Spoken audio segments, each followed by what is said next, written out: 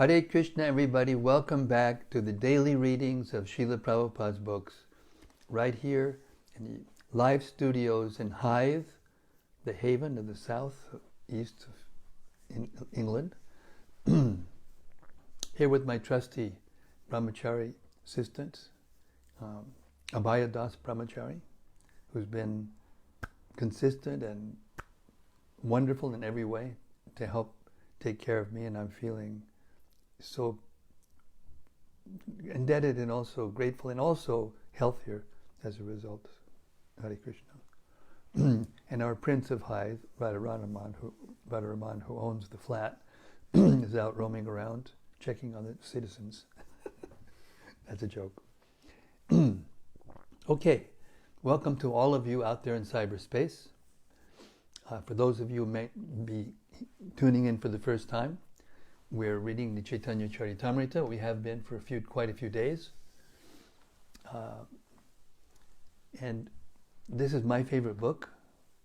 I just finished actually recording the whole Caitanya-caritämrta for what will be the official BBT audiobook of the same. I'm very eager to see that come out so that everyone can relish hearing Caitanya-caritämrta. And the editing is going on now by Rasika Shiromani, very nicely, by the way. I had a long talk with Maharaja the other day, who is our publisher for the BBT. He's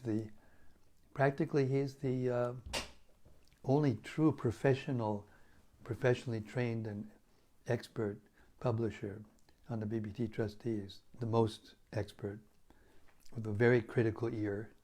And he was doing sound editing before, so he's very, very expert.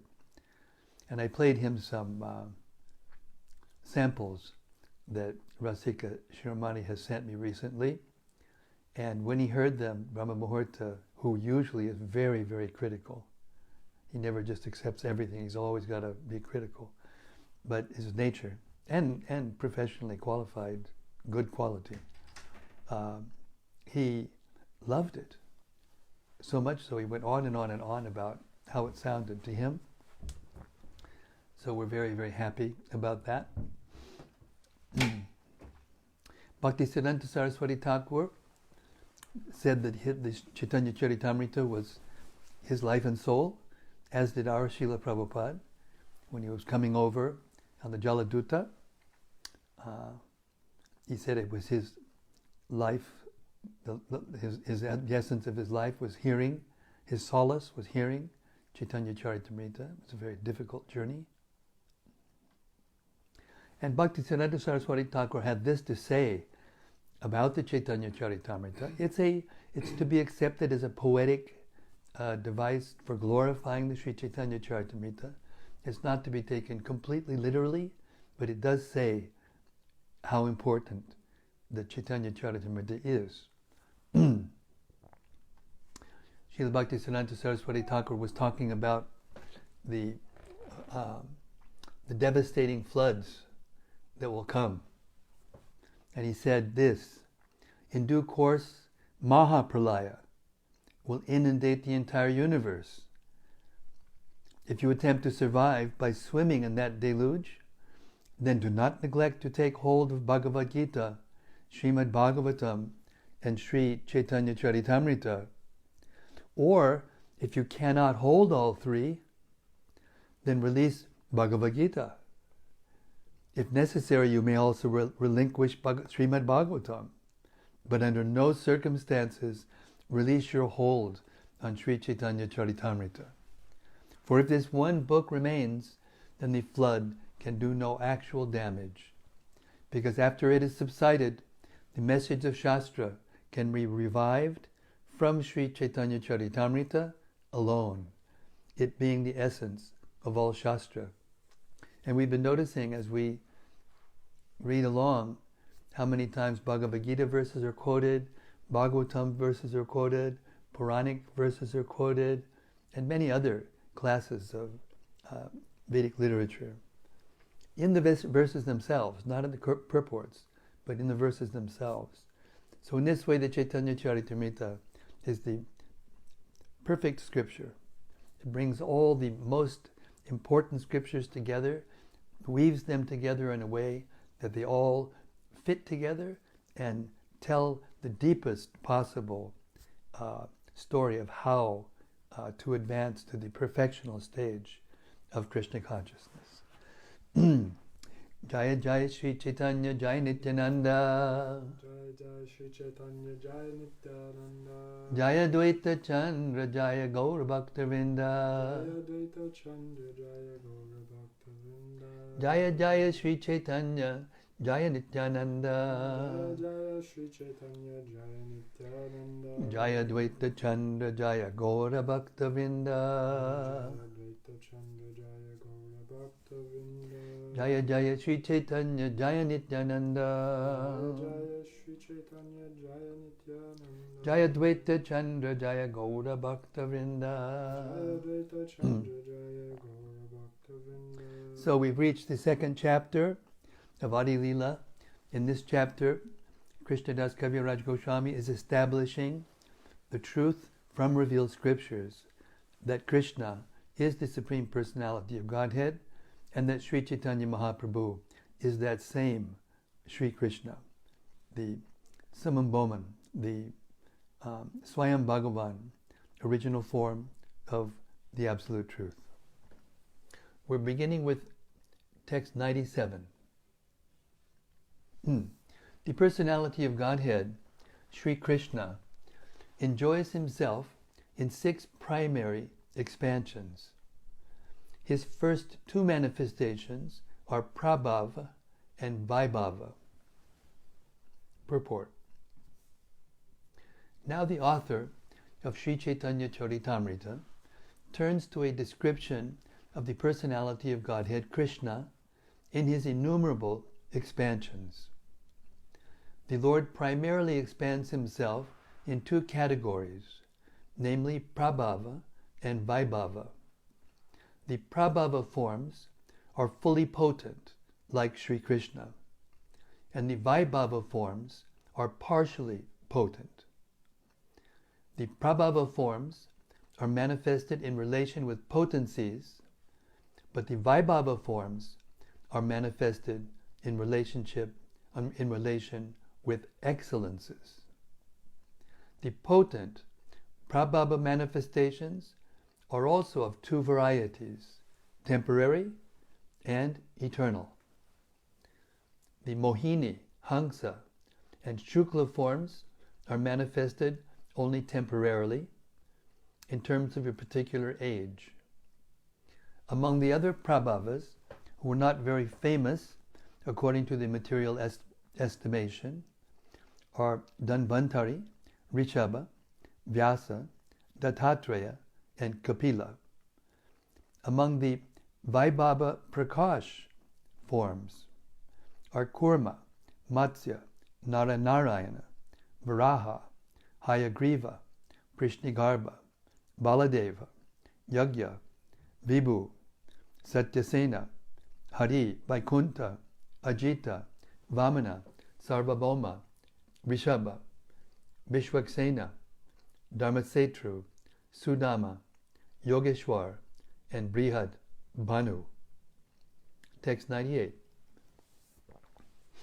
His incarnations are of 2 kinds, namely partial and empowered.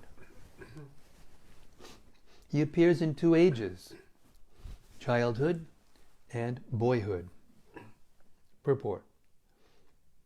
The Vilas forms are 6 in number.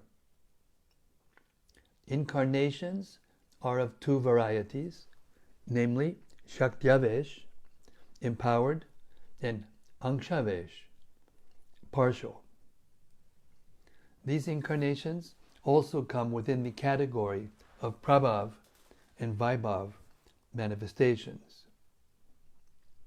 Childhood and boyhood are 2 special features of the personality of Godhead Sri Krishna, but his permanent feature is his eternal form as an adolescent youth. The original personality of Godhead, Shri Krishna, is always worshipped in this eternal adolescent form. Text 99. The personality of Godhead, Shri Krishna, who is eternally an adolescent, is the primeval Lord, the source of all incarnations. He expands himself in these 6 categories to establish his categories of forms, to establish his supremacy throughout the universe. Text 100. In these 6 kinds of forms, there are innumerable varieties. Although they are many, they are all one. There is no difference between them. Purport. The personality of Godhead manifests himself in 6 different features. 1. Prabhav. 2. Vaibhav. 3. Empowered incarnations. 4. Partial incarnations. 5. Childhood. And 6. Boyhood. The personality of Godhead Sri Krishna, whose permanent feature is adolescence, enjoys his transcendental proclivities by performing pastimes in these 6 forms. In these 6 features, there are unlimited divisions of the personality of Godhead's forms. The jivas, or living beings, are differentiated parts and parcels of the Lord. They are all diversities of the one without a second, the Supreme Personality of Godhead. Text 101.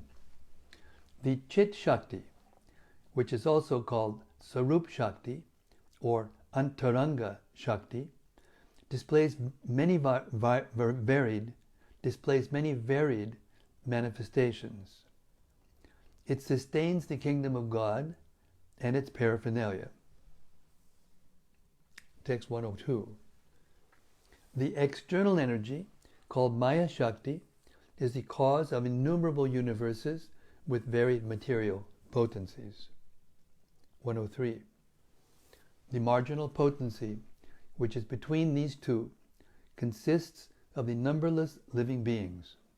These are the 3 principal energies, which have unlimited categories and subdivisions.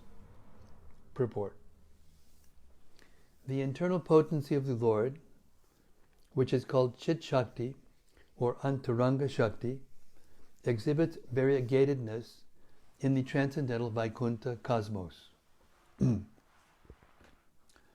Besides ourselves, there are unlimited numbers of living entities, living beings, who associate with the personality of Godhead in his innumerable features. The material cosmos displays the external energy in which the conditioned living beings are provided all liberty to go back to the personality of Godhead after leaving the material tabernacle.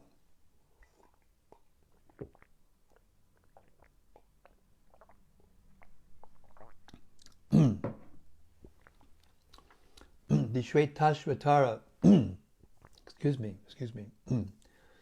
the Shvetashvatara Upanishad 6.8 informs us, Natasya karyam karanam cha vidyate, natat shamas cha betikash tradishyate, parasya shaktir vividaiva shruyate, swabhaviki jnanabala kriya cha. The Supreme Lord is one without a second. He has nothing to do personally, nor does he have material senses. No one is equal to him or greater than him. He has unlimited, variegated potencies of different names, which exist within him as autonomous attributes and provide him full knowledge, power, and pastimes. Text 104. These are the principal manifestations and expansions of the personality of Godhead and his 3 energies.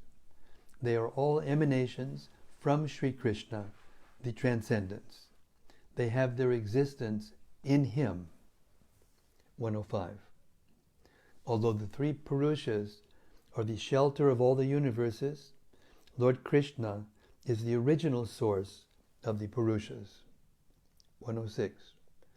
Thus, the personality of Godhead, Shri Krishna, is the original primeval Lord, the source of all other expansions, all the revealed scriptures, except Shri Krishna as the Supreme Lord. 107.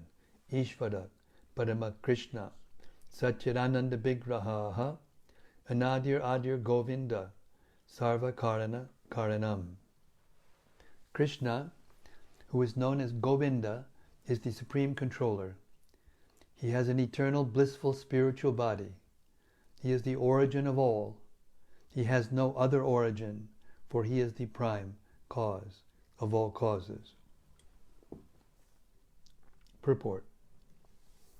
This is the first verse of the 5th chapter of the Brahma Samhita. Text 108. You know all the conclusions of the scriptures very well. You create these logical arguments just to agitate me. Purport.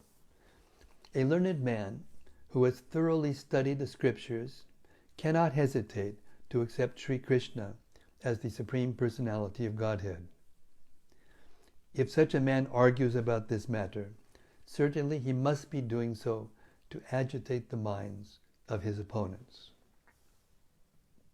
Text 109.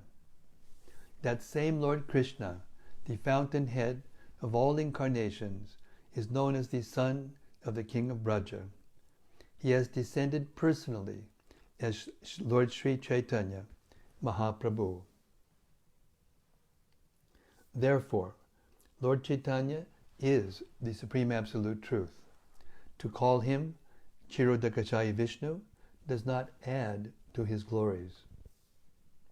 Text 111. But such words from the lips of a sincere devotee cannot be false. All possibilities abide in him, for he is the primeval Lord. 112. All other incarnations are situated in potential form in the original body of the primeval Lord. Thus, according to one's opinion, one may address him as in any way as any one of the incarnations. Purport. It is not contradictory for a devotee to call the Supreme Lord by any one of the various names of his plenary expansions, because the original personality of Godhead includes all such categories. Since the plenary expansions exist within the original person, one may call him by any of these names. In Sri Chaitanya Bhagavat, Madhyakanda 695, Lord Chaitanya says, I was lying asleep in the ocean of milk, but I was awakened by the call of Nanda, Sri Advaita Prabhu. Here the Lord refers to his form as Chirodakashayi Vishnu. Text 113. Some say that Sri Krishna is directly Narayana. Others say that he is directly Vamana. 114.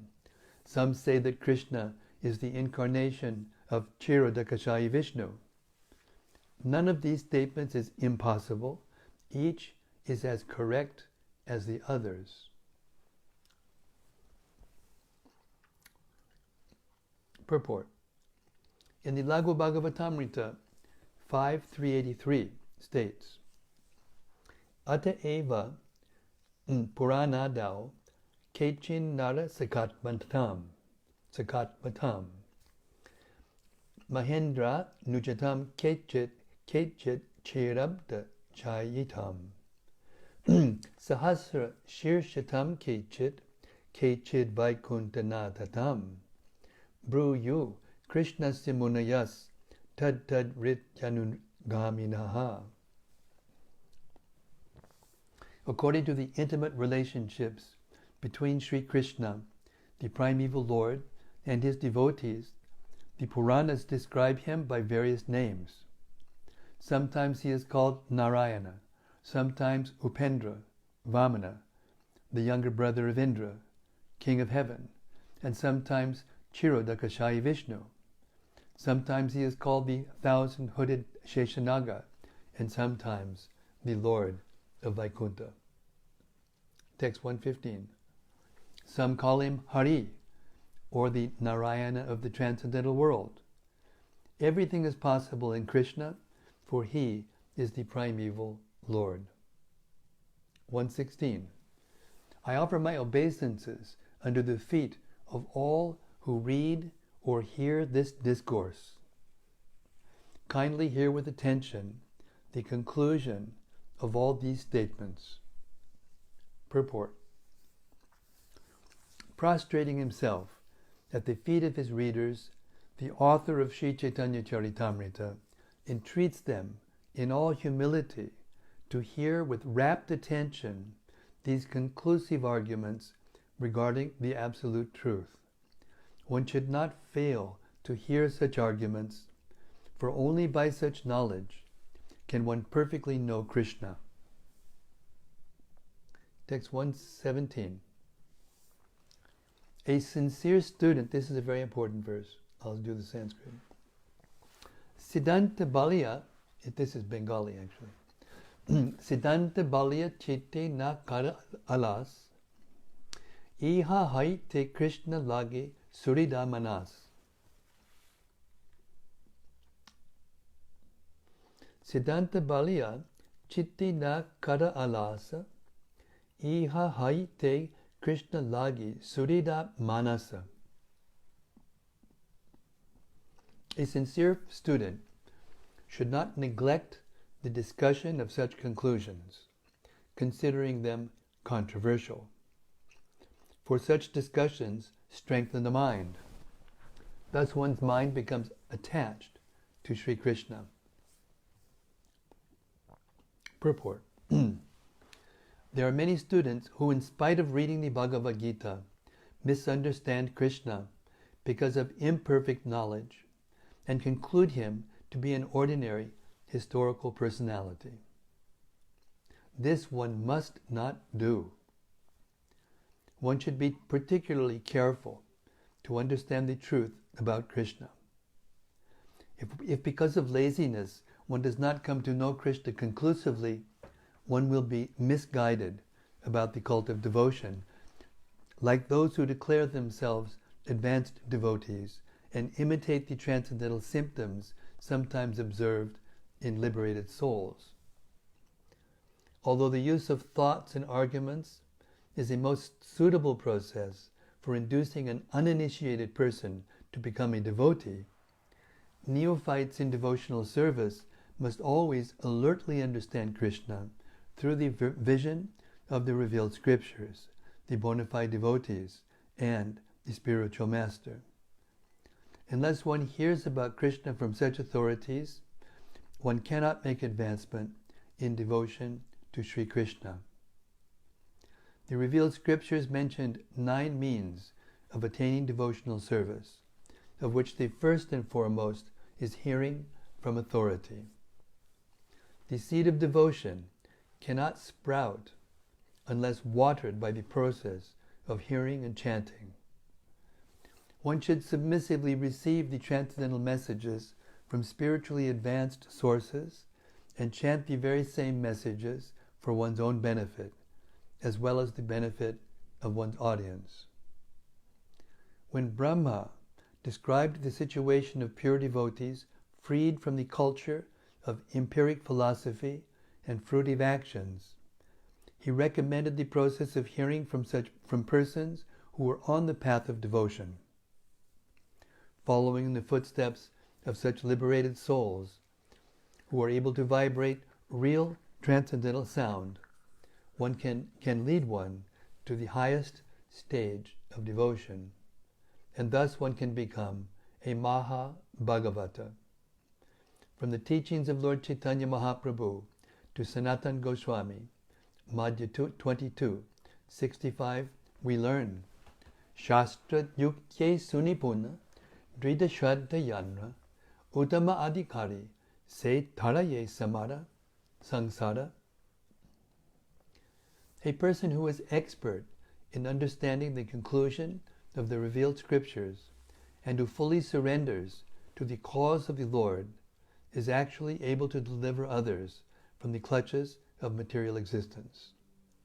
Srila Rupa Goswami, in his Upadeshamrita 3, advises that to make rapid advancement in the cult of devotional service, one should be very active and should persevere in executing the duties specified in the revealed scriptures and confirmed by the spiritual master. Accepting the path of liberated souls, and the association of pure devotees enriches such activities. Imitation devotees who wish to advertise themselves as elevated Vaishnavas and who therefore imitate the previous acharyas but do not follow them in principle are condemned in the words of Srimad Bhagavatam 2.3.24 as stone-hearted. Srila Vishwanath Chakravarti Thakur has commented on their stone-hearted condition as follows. Bahir ashru pulakayo satur api yad dridayam navikriyeta tadashmasaram iti kanishtadikarinam eva ashru pulakadi matve pi ashmasara ridiyataya nindaisha. Those who shed tears in practice, but whose hearts have not changed, are to be known as stone-hearted devotees of the lowest grade. Their imitation crying, induced by artificial practice, is always condemned. The desired change of heart referred to above is visible in the reluctance to do anything not congenial to the devotional way. To create such a change of heart, conclusive discussion about Sri Krishna and his potencies is absolutely necessary. False devotees may think that simply shedding tears will lead one to the transcendental plane, even if one has not had a factual change of heart. But such a practice is useless if there is no transcendental realization. False devotees, lacking the conclusion of transcendental knowledge, think that artificially shedding tears will deliver them. Similarly, other false devotees think that studying books of the previous acharyas is unadvisable, like studying dry empiric philosophies. But Srila Jiva Goswami, following the previous acharyas, has inculcated the conclusion of the scriptures in the 6 theses called the Shat Sandarbhas. False devotees who have very little knowledge of such conclusions fail to achieve pure devotion for want of zeal in accepting the favorable directions for devotional service given by self-realized devotees. Such false devotees are like impersonalists who also consider devotional service no better than ordinary fruitive actions. Text 118. By such conclusive studies, I know the glories of Lord Chaitanya. Only by knowing these glories can one become strong and fixed in attachment to him. Purport. One can know the glories of Sri Chaitanya Mahaprabhu only by reaching, in knowledge, a conclusive decision about Sri Krishna, strengthened by bona fide study of the conclusions of the acharyas. Text 119.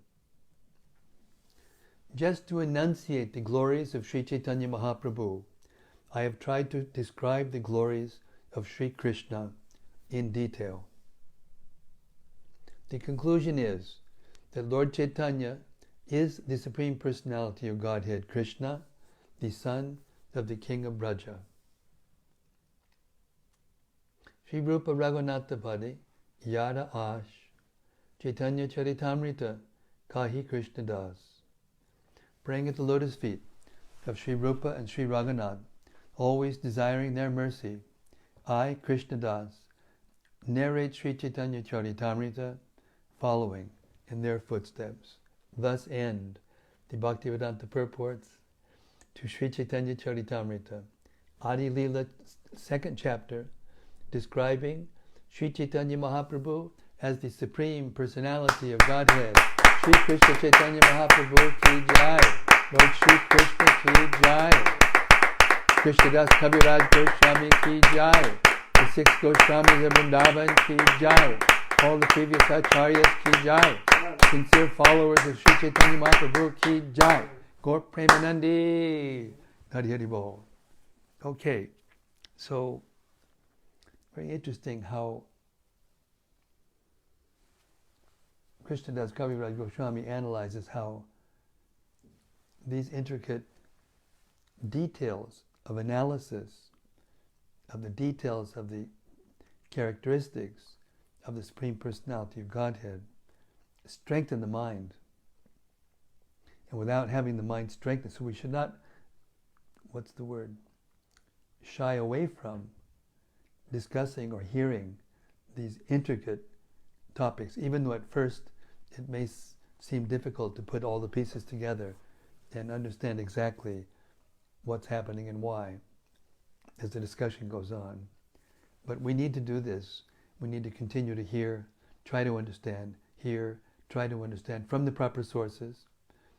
And Srila Prabhupada's purports are so wonderful. He considered them to be more important, actually, than the verses. Because what he's done is he's strung all the essential things in the previous Acharya's commentaries together in a way that we can get it in a simple English form, which brings the verses to life and actually gives us access to this scripture. Without Srila Prabhupada's purports, it would be very difficult, if not impossible, to enter into these understandings. So when it gives, when in his purports, he describes how we have to study the purports of the previous acharyas, they're all there in Prabhupada's purports. Even the essence of the sandarbhas are there in the purports, in a sutric form, not sutric form, but a summarized form. The essence in an essential form. Yeah. Okay. Let us move on to chapter 3. So we've heard how Sri Krishna is the Supreme Personality of God, the source of all other incarnations and expansions of Krishna, of himself. We've heard how all those forms potentially are within Lord Krishna and Lord Chaitanya Mahaprabhu. They are non-different. So now we're going to hear chapter 3, which is entitled The External Reasons for the Appearance of Sri Chaitanya Mahaprabhu. Now we're going to understand why he came in the form of Chaitanya Prabhu, at least part of the reason why he came as Lord Chaitanya. Chapter 3, The External Reasons for the Appearance of Sri Chaitanya Mahaprabhu. In this chapter, the author has fully discussed the external reasons for the descent of Sri Chaitanya Mahaprabhu. The Supreme Personality of Godhead, Lord Shri Krishna, after displaying his pastimes as Lord Krishna, thought it wise to make his advent in the form of a devotee to explain personally the transcendental mellows of reciprocal service and love exchanged between himself as his servants, friends, parents, and fiancés. According to the Vedic literature, the foremost occupational duty for humanity in this age of Kali is Nama Sankirtana, or congregational chanting of the holy name of the Lord. The incarnation for this age especially preaches this process, but only Krishna himself can explain the confidential, loving service performed in the four principal varieties of loving affairs between the Supreme Lord and his devotees. Lord Krishna therefore personally appeared with his plenary portions as Lord Chaitanya. As stated in this chapter, it was for this purpose that Lord Krishna appeared personally in Navadvip in the form of Shri Krishna Chaitanya Mahaprabhu. Krishnadas Kaviraj has herein presented much authentic evidence from Srimad Bhagavatam and other scriptures to substantiate the identity of Lord Chaitanya with Shri Krishna himself.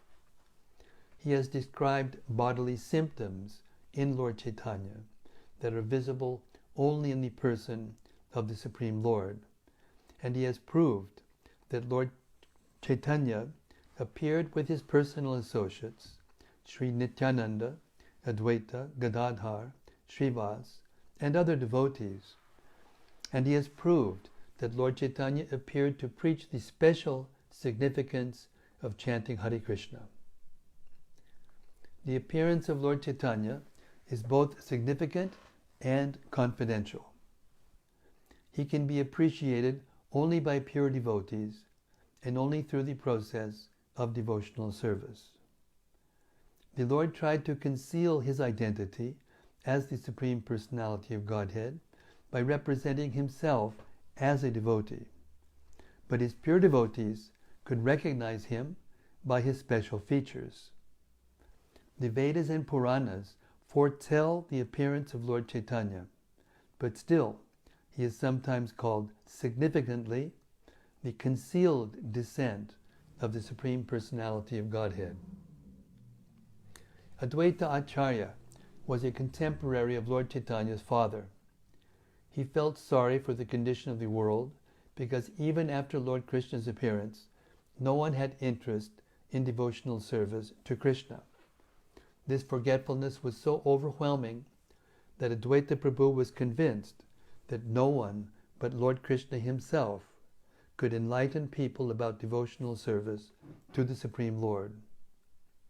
Therefore, Advaita requested Lord Krishna to appear as Lord Chaitanya. Offering tulsi leaves and Ganges water, he cried for the Lord's appearance.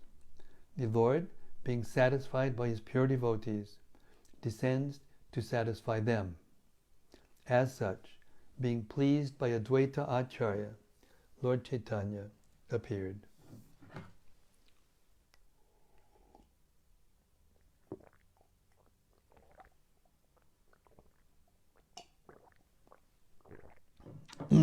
Text 1. Shri Chaitanya Prabhum Bande Yat Padashraya Viryataha Sangrinat Yakada Ratad Agya Siddhanta Sanmanim.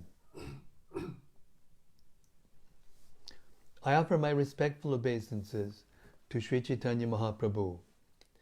By the potency of the shelter of his lotus feet, even a fool can collect the valuable jewels of conclusive truths.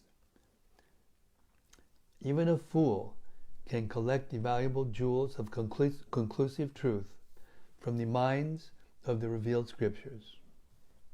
Text 2. Jaya Jaya Sri Chaitanya, Jaya Nityananda, Jaya Dvaita Chandra, Jaya Gaura Bhakta Vrinda. All glories to Lord Chaitanya, all glories to Lord Nityananda, all glories to Advaita Chandra, and all glories to all the devotees of Lord Chaitanya. Text 3. I have given the purport of the third verse. Now, O devotees, please listen to the meaning of the fourth with full attention. Text 4. This is the fourth verse. Anarpita chidim chidat karonaya vatirna kalo samar payitum unato jwala rasang swabhakti shriyam Hari Purata Sundara Juti Kadamba Zandi Pita Sada Ridya Kandare Spuratu Ba Sachinandanaha. May the Supreme Lord, who is known as the son of Srimati Shachi Devi, be transcendently situated in the innermost core of your heart. Resplendent with the radiance of molten gold, he has descended in the age of Kali by his causeless mercy to bestow what no incarnation has ever offered before, the most elevated mellow of devotional service, the mellow of conjugal love. Purport. This is a quotation from the Vidagdha Madhava 1-2, a drama compiled and edited by Srila Rupa Goswami. Text 5. Lord Krishna, the son of the king of Braja, is the Supreme Lord.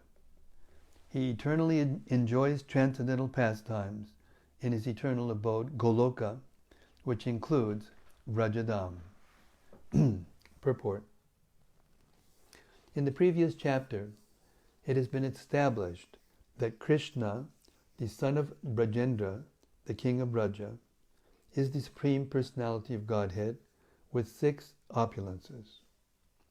He eternally enjoys transcendentally variegated opulences on his planet, which is known as Goloka.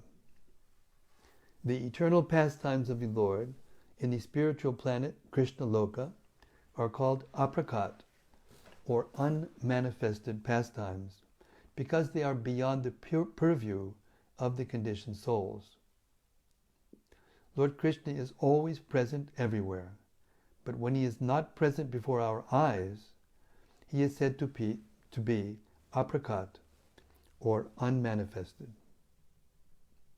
Text 6. Once in a day of Brahma, he descends to this world to manifest his transcendental pastimes. We know that there are 4 ages, yugas, namely Satya, Treta, Dwapara, and Kali. These 4 together constitute one Divya Yuga. 8.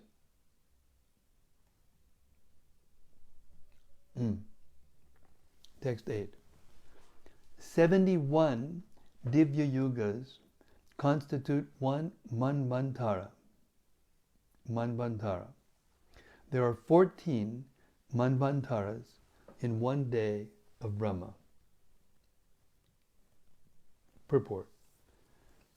A Manvantara is the period controlled by one Manu.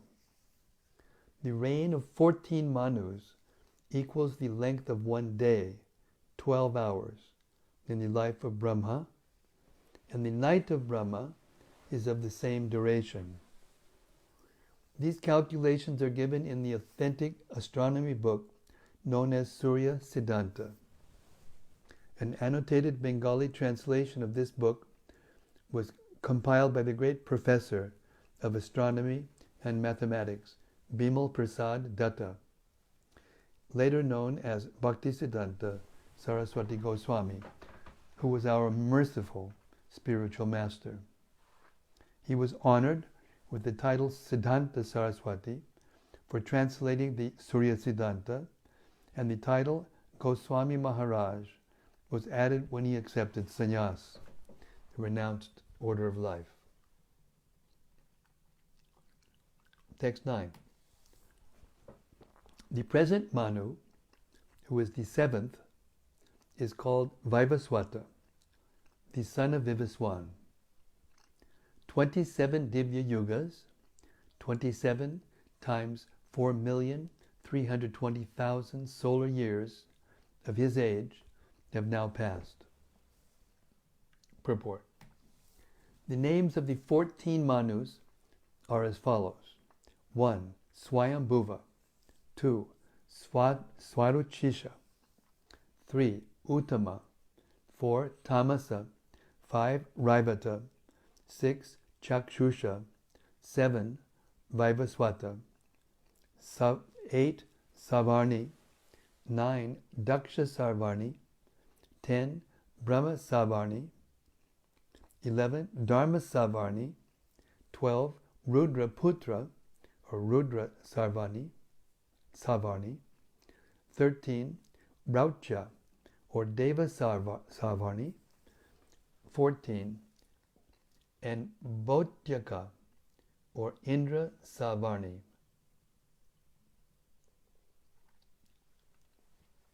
Text 10. At the end of the Dwapara Yuga, of the 28th Divya Yuga, Lord Krishna appears on earth with the full paraphernalia of his eternal Brajadam.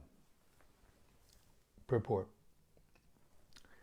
Now is the term of Vaivasvatamanu, during which Lord Chaitanya appears. First, Lord Krishna appears at the close of the Dwapara Yuga of the 28th Divya Yuga, and then Lord Chaitanya appears in the Kali Yuga of the same Divya Yuga. Lord Krishna and Lord Chaitanya appear once in each day of Brahma, or once in 14 Manvantaras, each of 71 Divya Yugas. From the beginning of Brahma's day of 4,320,000,000 years, 6 Manus appear and disappear before Lord Krishna appears. Thus, 1,975,320,000 years of the day of Brahma elapsed before the appearance of Lord Krishna. This is an astronomical calculation according to solar years. Text 11. Servitude, dasya, friendship, sakya, parental affection, vatsalya, and conjugal love, shringara, are the 4 transcendental mellows, rasas, by the devotees who cherish these 4 mellows. By the devotees who cherish these 4 mellows, Lord Krishna is subdued. Purport. Dasya, sakya, vatsalya, and shringara are the transcendental modes of loving service to the Lord.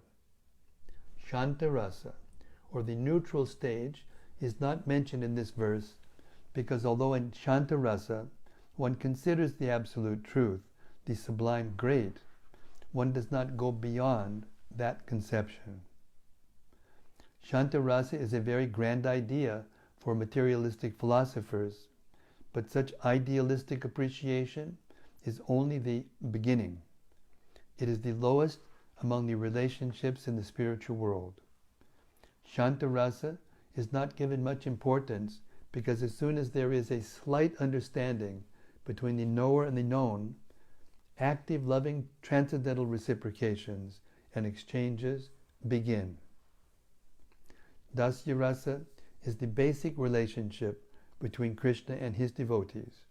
Therefore, this verse considers dasya the first stage of transcendental devotional service. Text 12. Absorbed in such transcendental love, Lord Krishna enjoys in Braja with his devoted servants, friends, parents, and conjugal lovers. Purport. The descent of Shri Krishna, the absolute personality of Godhead, is very purposeful. In the Bhagavad Gita it is said that one who knows the truth about Shri Krishna's descent and his various activities is at once liberated and does not have to fall again to this existence of birth and death after he leaves his present material body. In other words, one who factually understands Krishna makes his life perfect. Imperfect life is realized in material existence. In 5 different relationships we share with everyone within the material world. Neutrality, servitorship, friendship, parental love, and amorous love between husband and wife or lover, and beloved. These 5 enjoyable relationships within the material world are perverted reflections of the relationships with the absolute personality of Godhead in the transcendental nature. That absolute personality, Shri Krishna, descends to revive the 5 eternally existing relationships. Thus he manifests his transcendental pastimes in Braja so that people may be attracted into that sphere of activities and leave aside their imitation relationships with the mundane. Then, after fully exhibiting all such activities, the Lord disappears. That's not you. Text 13.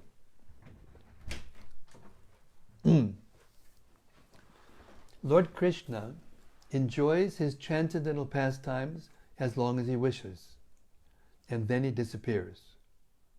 After disappearing, however, he thinks thus. 14.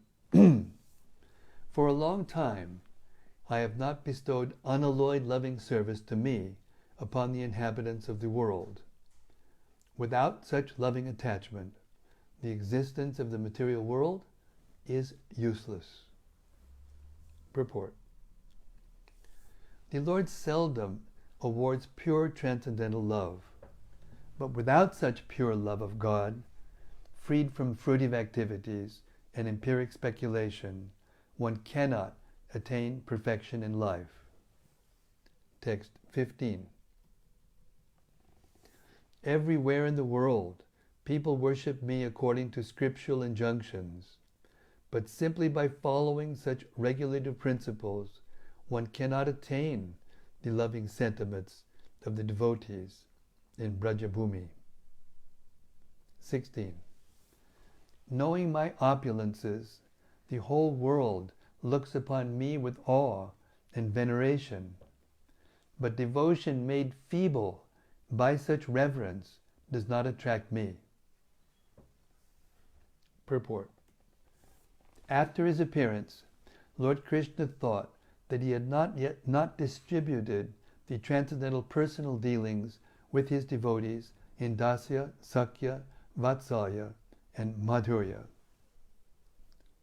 One may understand the science of the Supreme Personality of Godhead from the Vedic literatures and thus become a devotee of the Lord and worship him within the regulated principles described in the scriptures. But one will not know in this way how Krishna, let's say this again, sorry, I need to hydrate my voice, hold it.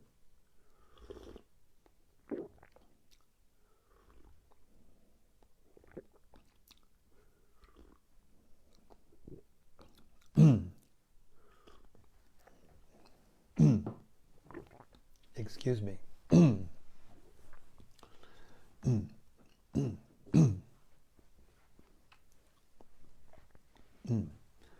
One may understand the science of the Supreme Personality of Godhead from the Vedic literatures and thus become a devotee of the Lord and worship him within the regulated principles described in the scriptures. But one will not know in this way how Krishna is served by the residents of Brajabhumi. One cannot understand the dealings of the Lord in Vrindavan simply by executing the ritualistic regulative principles mentioned in the scriptures. By following scriptural injunctions, one may enhance his appreciation for the glories of the Lord, but there is no chance for one to enter into personal dealings with him. Giving too much attention to understanding the exalted glories of the Lord reduces the chance of one's entering into personal, loving affairs with the Lord. To teach the principles of such loving dealings, the Lord decided to appear as Lord Chaitanya. Text 17. By performing such regulated devotional service in awe and reverence, in awe and veneration, one may go to Vaikuntha and attain the 4 kinds of liberation. These liberations are Sarshti, achieving opulences equal to those of the Lord. Sarupya, having a form the same as the Lord's. Samipya, living as a personal associate of the Lord. And Salokya, living on a Vaikuntha planet. Devotees never accept Sayuja, however, since that is oneness with Brahman. Purport. Those engaged in devotional service, according to the ritualistic principles mentioned in the scriptures, attain these different kinds of liberation. But although such devotees can attain Sarshti, Sarupya, Samipya, and Salokya, they are not concerned with these liberations. For such devotees are satisfied only in rendering transcendental loving service to the Lord. The fifth kind of liberation, Sayuja, is never accepted even by devotees who perform only ritualistic worship. To attain Sayuja, or merging into the Brahman effulgence of the Supreme Personality of Godhead, is the aspiration of the impersonalists. A devotee never cares for Sayuja liberation.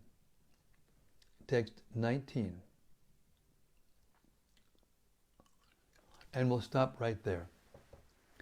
We're an hour into it, and I need to give my voice a rest. Don't mind, please. Thank you. Forgive me. Okay, if anyone has heard something that stuck out in their minds and they want to reflect upon or share with us, or and repeatedly relish the mellows, or if one has topic relating to the reading that they want to discuss further or question about, please, this is your opportunity. Hare Krishna.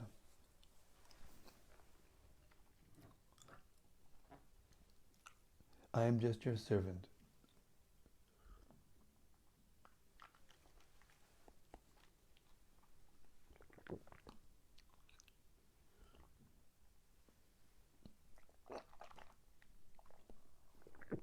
So far, nothing? Okay.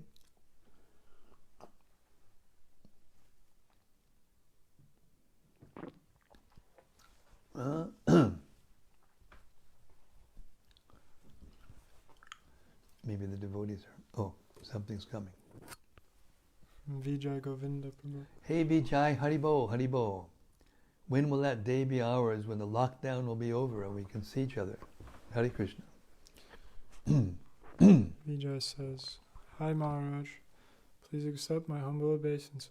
Haribo, Vijay. All glories to Shri Prabhupada. When we hear about Krishna and all his expansions and incarnations, we learn that they are all Krishna, but just with different qualities or functions. We also learn that all incarnations, expansions, and so on exist with the original Krishna in Vrindavan. So my question centers on the Maha Mantra. We hear that the Maha Mantra is Krishna himself. So are all the qualities of the original sweet Krishna in Chaitanya Mahaprabhu existing within his name?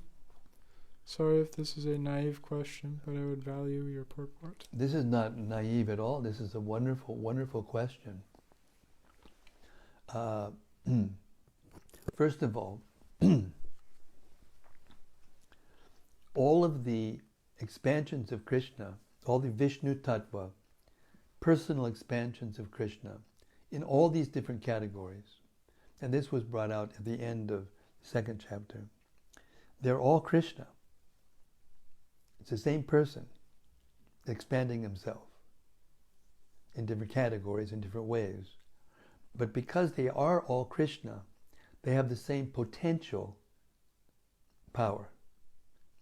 But they show different degrees of power or different degrees of qualities according to Krishna's desire and the need of the moment, purpose that they come for to perform or whatever.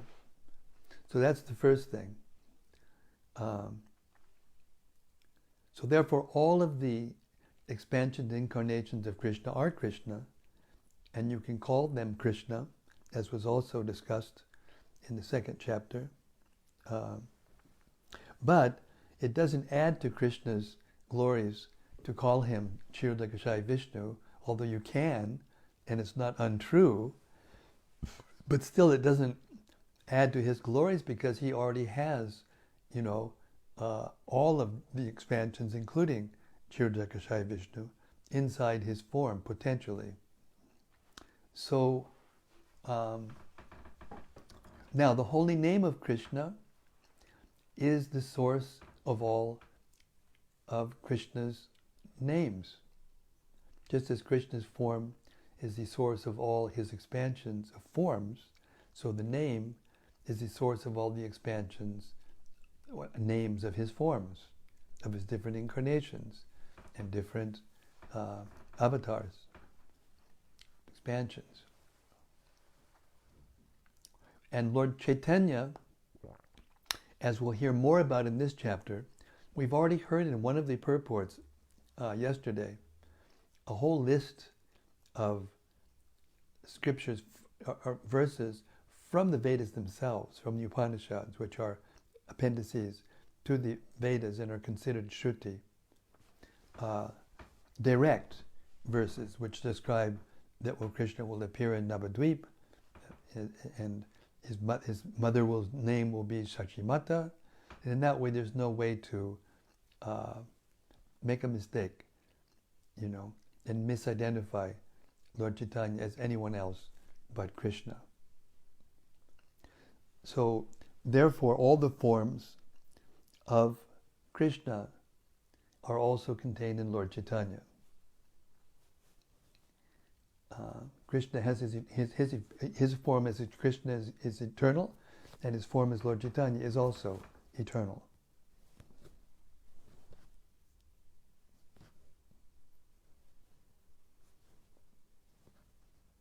But it's because he came as a devotee in order to take. We'll hear in the next chapter what the internal reason is. Here we're hearing the external reason. By external, it doesn't mean material. By external, it means the apparent, the reason that shows in his activities. And that is to spread pure love of himself. And this is another reason why Lord Chaitanya is Sri Krishna himself. Because no one can spread pure love of Sri Krishna except Lord Sri Krishna.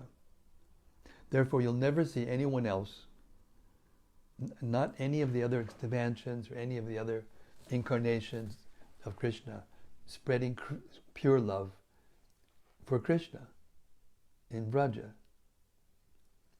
But Lord Chaitanya comes and spreads pure love for Krishna in Vraja. And he does so in the mood of Srimati Radharani, the topmost devotee of Krishna in Vraja. So therefore, they're the same personality, and all the principles that apply to one apply to the other. And therefore he comes, and what mantra does he deliver? Hare Krishna, Krishna Krishna, Hare Hare, Hare Rama, Rama Rama, Hare Hare. But because he's in the mood of Krishna, or the mood of Radharani rather, he's Krishna in the mood of Radharani. When he asks us to chant Hare Krishna, and we chant Hare Krishna, which is made up of names, by the way, of Radha and Krishna. Hare means Radha, and Krishna means Krishna.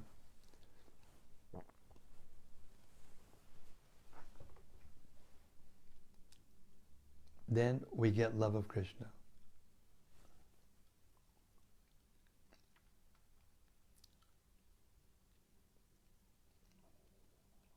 And depending on our eternal relationship with the Lord, the chanting of the Hare Krishna Maha Mantra, which is the Yuga Dharma, which can take us back to Goloka Vrindavan.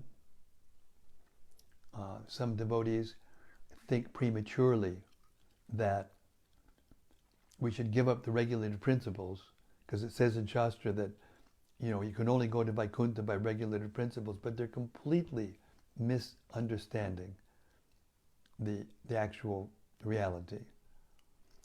If the Ishtadev, or the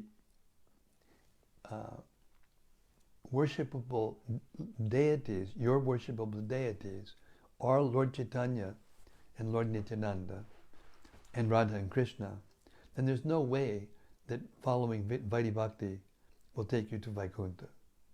They'll take you to the state of consciousness in which you can have pure prema. Bhakti means bhakti. Vaidhi Bhakti, Raganuga Bhakti, Prema Bhakti. It's bhakti. It's like a mango that is, green and ripe, yet not yet quite ripe or not picked, and a juicy yellow, fully ripened mango from the top of the tree. It's all a mango.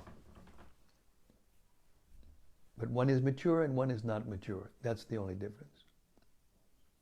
So those who try to separate these different qualities of the holy name, or different aspects of the holy name in Krishna, they, without going through the purification of sadhana bhakti, then they tend to get funny. They tend to misunderstand and try to imitate the residents of Vraja before they know who they are, and therefore they get into serious trouble, and they disturb the spiritual society and disturb the world. I know I got into a lot of things about that, but that's something I can say about it. He says, wonderful, thank you. Hare Krishna Vijay Govinda. I can't wait to see you as soon as possible.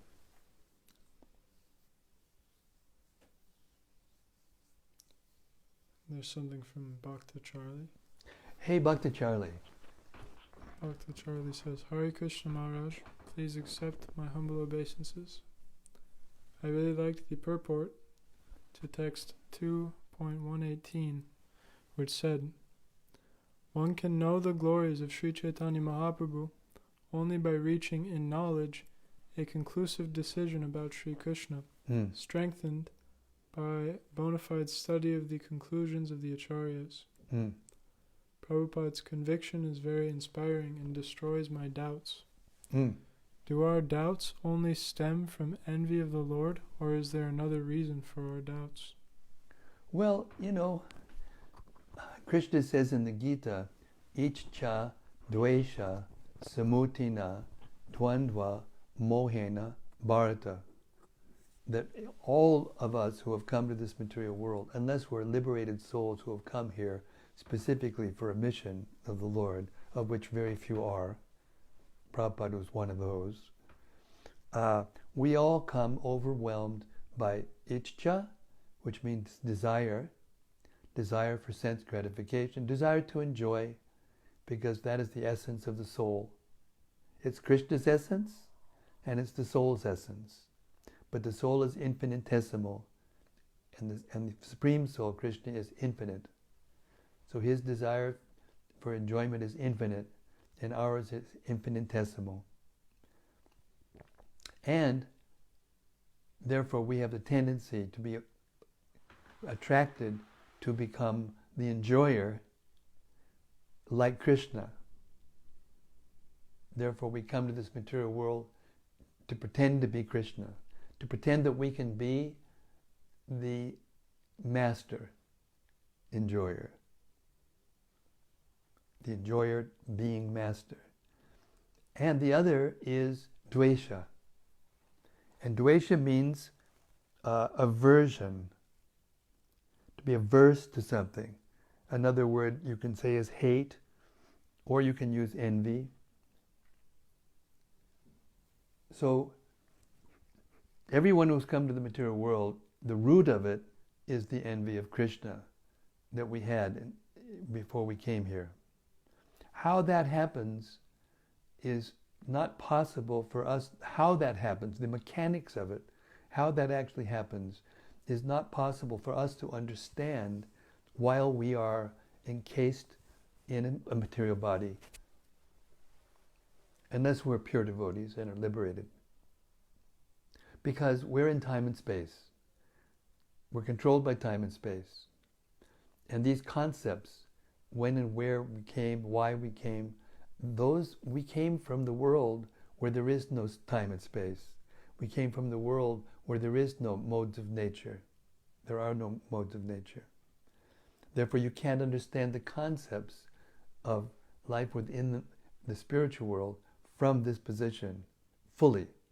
But the point is being made that you really liked this part of the purport, is that by hearing about the details of the spiritual world and Krishna's existence, and the details of how he expands the material world, and how it all fits together in detail, strengthens the mind so that one's spiritual mind can come through. It purifies the material mind and strengthens through the spiritual mind and conception.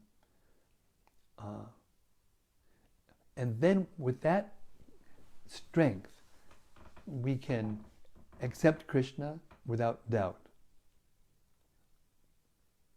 And once you accept Krishna without doubt, then rather than doubt when you hear something that's inconceivable and try to figure it out and try to poke holes in it, tears will come from your eyes.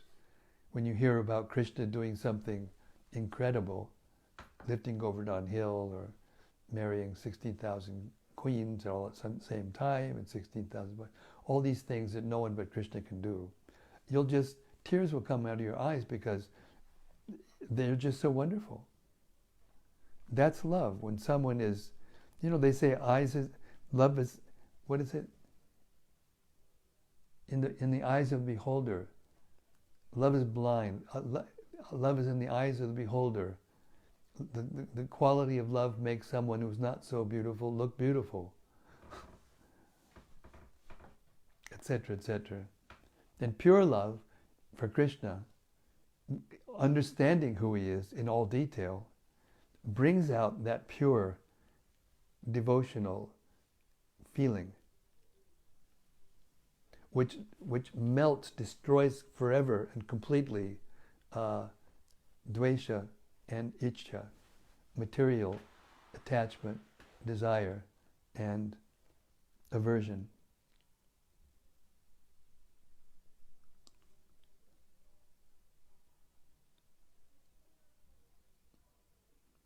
Did that make any sense? Or did I answer your question?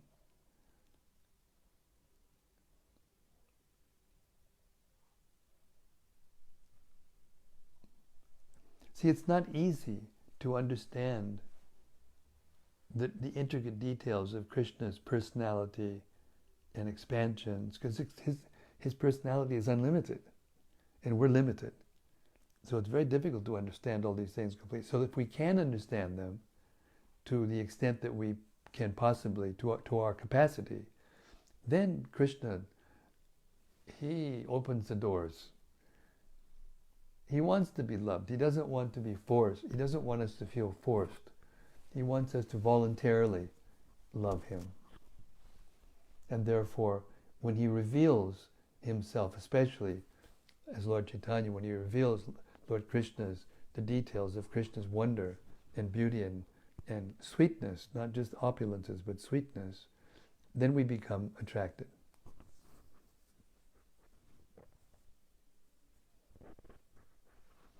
I'm not sure if I answered his question.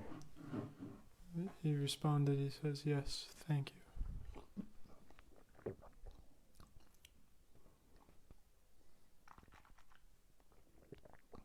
you. Yes, Abhaya has something. I remember that we read in This purport, it says that childhood and boyhood are two special features of the personality of Godhead Shri Krishna, but his permanent feature is his eternal form as an adolescent youth. The original personality of Godhead Shri Krishna is always worshipped in this eternal adolescent form. So the question that I had from that was, in Krishna's forms as as a child and as a boy, are those forms present in the spiritual world, or is that only when he comes to the material? When he comes to the material world. Although there are times in which he will display those forms in different parts of Goloka Vrindavan. There are places where he will temporarily or show those forms. But his eternal form is as an adolescent youth, 16-year-old. But sometimes in his pastimes with his devotees, he will show those forms, especially for parental ones who are in Vatsalya Rasa. But in the material world, he comes and he looks as if this is his mystic power. He looks like he's born and he looks like he's growing until he gets to 16, and then he doesn't get any older because that's his eternal form. So these theories that the materialists have by speculative reasoning, that if he's the oldest person, he must look like he's older than anybody else, it's just a pie in the sky idea. There's no truth in reality.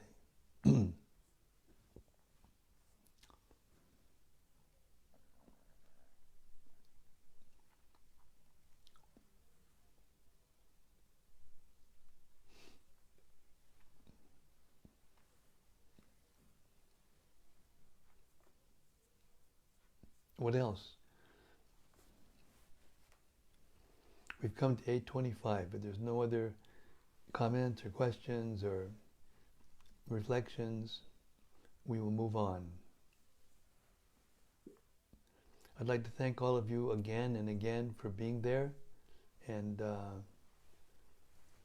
please stay safe and well and be happy by this hearing and chanting. Yes. Yes, Rati, I was wondering where you were. I was wondering if you were there, even.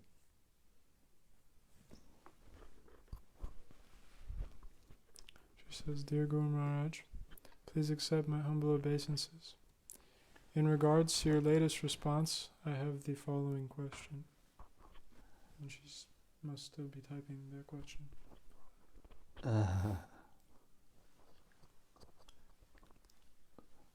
She's consistent. You can always count on her to ask a far-out question.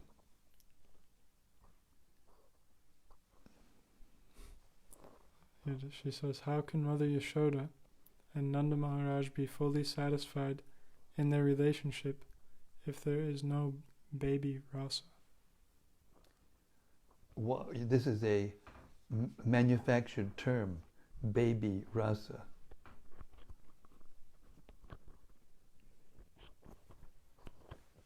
The parents of a child, the perverted reflection of the relationships, as we heard already, in the material world, are perverted. So a parent may have a child, and then they may grow up, but they still see the child as their baby.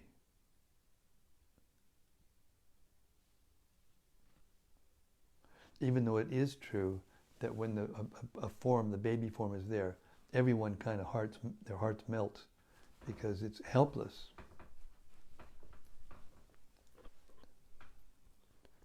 She goes on to write, in the spiritual world, In the spiritual world, there's no limitation. If you think about the spiritual world and compare it to the material world and think that there's limitation, that means you're thinking in terms of time and space. But there's no limitations in the spiritual world in terms of time and space. Krishna can take any form he wants. He can be with every single devotee simultaneously at the same time, and all of them will think that Krishna is just with him or her, and Krishna is just in the right relationship that fits exactly what their mood is, because every single person has a different mood. So when you start thinking about these things and try to analyze them with linear thinking, which means within time and space, then you'll just become bewildered. But there's no limitations in the spiritual world. There's no time, there's no space. Krishna can appear in whatever form he wants, and sometimes he does.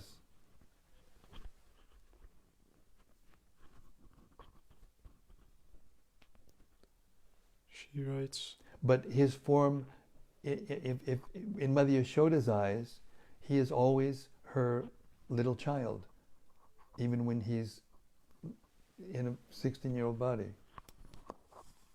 He doesn't have to be in a baby's body in order for her to think of him and have the same, loving feelings as the baby body. And if you read Bhagavatamrita closely, you'll see that all the pastimes are actually there in the spiritual world.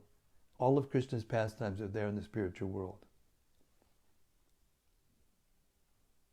And they continue, like in the Bhagavatamrita, it describes when Gopakumar goes to Goloka Vrindavan, he sees Krishna going off to kill Kamsa. And he repeatedly goes off and kills Kamsa. There's no killing in the spiritual world. But that's the pastime in Vrindavan, is he's going off to kill Kamsa. So that happens repeatedly. And every time it happens, it's like it's happening for the first time. So in terms of whether or not, Krishna appears to be born and grow in the spiritual world, that we don't hear about.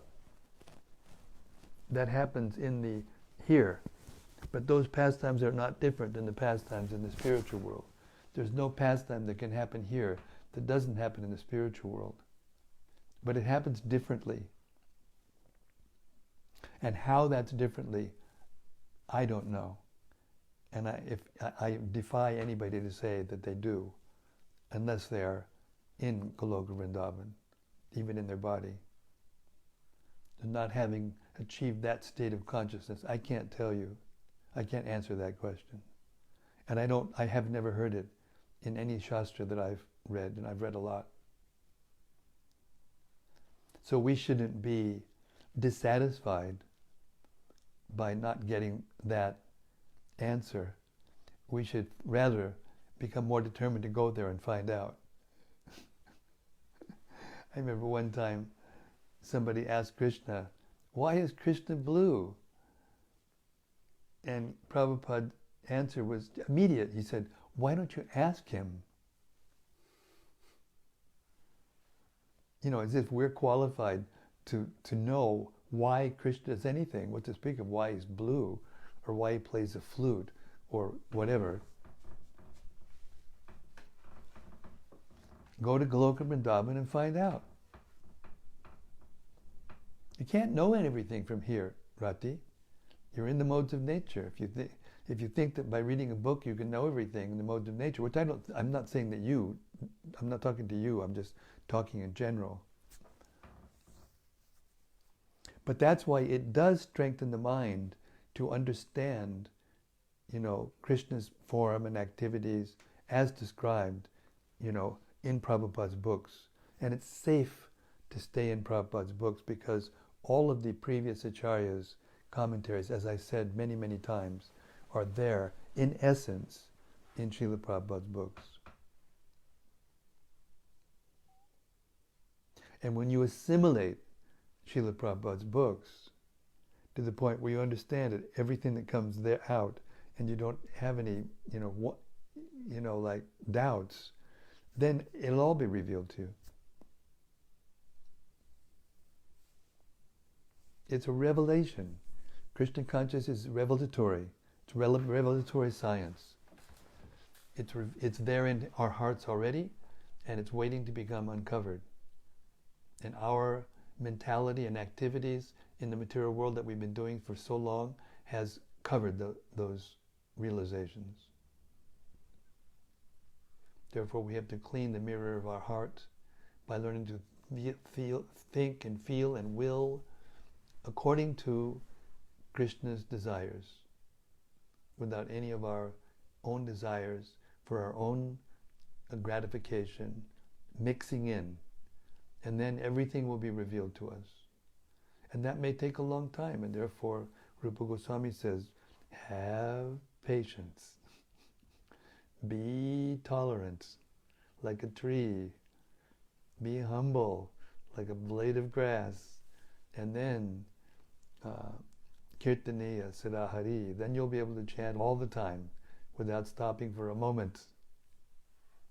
You'll see Krishna when you chant Hare Krishna, and you will know everything. And it's not a black and white. It's not you flick a switch and the light goes on and then you understand everything. It's like a dimmer switch. It just turns gradually until you realize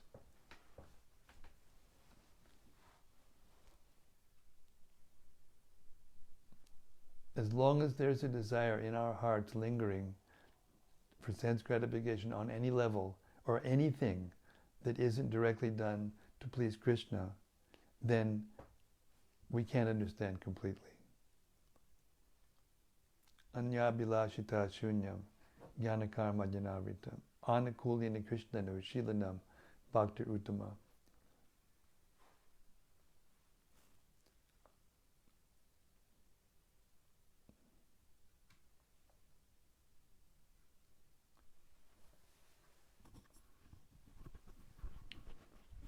Rati says, I pray for that day. Yes, that's the right desire. That's the right desire. Come to the point of complete helplessness and know that you can't you can't know certain things until you become really qualified.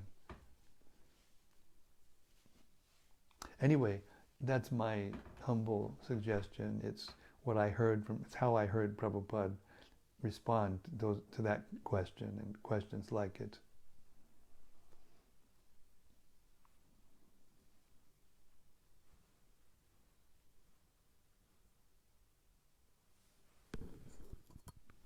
She says, thank you for your kindness and patience with me. Hare Krishna. You always enliven the atmosphere with your questions. Hare Krishna. Or at least enliven me. Test me. To test my memory for all the things that I've heard. As we get older, our memory fades. I'm coming up to 74. And I'm noticing things. I mean, other than my hips and whatever else, kind of, the body will deteriorate no matter who you are. Even Madhavendra Puri became debilitated completely at the end, because Ishwara Puri, he was full-time caretaker at that time. He got full mercy, because he didn't see the body of his spiritual master as material, even when he was doing very, very menial service for him. So, yeah. We just have to pray, just like you said, for that moment, for that permission and that mercy. And it will come. The lives of the great souls are our beacons, and they're the proof. They're the proof. And whenever we have the kind of doubts that sometimes come into our hearts as conditioned souls, we just have to look back at what we were like before we knew anything about Krishna, and remember what it was like. And then you'll know that you're in much better state now, that you know just a little bit. And if you continue the process, then you will know more and more until you will understand everything. That's our inspiration. That's what keeps us going.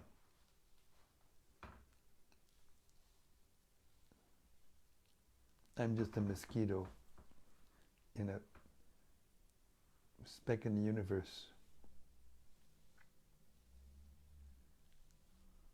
May the Vaishnavas, just remember what Krishnadas Kaviraj Goswami repeatedly says at the end of his chapters, not all the time, but a lot, he offers his full obeisances to the readers. Because anyone who is actually serious enough to hear this Caitanya-caritämrta all the way through, carefully, try to understand, and be attracted to it, not an ordinary person. Therefore, Krishnadas Kaviraj Goswami says, I will take the dust from the feet, I will take the wash water that washes his feet, and I will put it on my head. So the fortune that we have been given by Lord Chaitanya and Srila Prabhupada is inconceivable.